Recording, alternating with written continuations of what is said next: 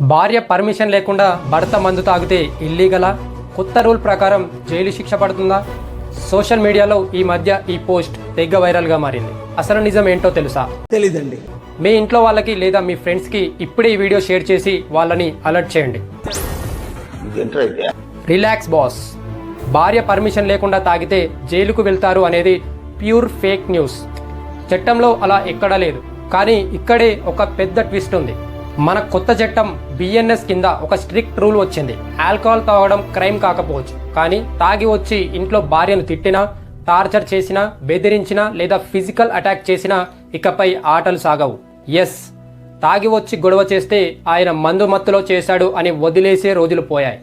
మద్యం తాగడాన్ని ఒక సాకుగా చూపిస్తూ డొమెస్టిక్ వైలెన్స్కి పాల్పడితే భార్యకు పోలీసులను ఆశ్రయించే పూర్తి లీగల్ రైట్ ఉంది.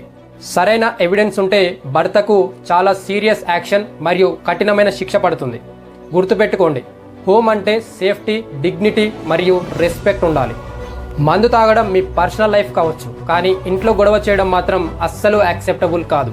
ఈ ఇంపార్టెంట్ ఇన్ఫర్మేషన్ ప్రతి ఒక్కరికి తెలియాలి. కాబట్టి ఈ వీడియోను ఇప్పుడే లైక్ చేసి మీ ఫ్రెండ్స్ అండ్ రిలేషన్స్కి ఇది షేర్ చేయండి. ఇలాంటి ఇంట్రెస్టింగ్ అండ్ జెన్యూన్ ఫ్యాక్ట్స్ కోసం ఇప్పుడే మన పేజ్ను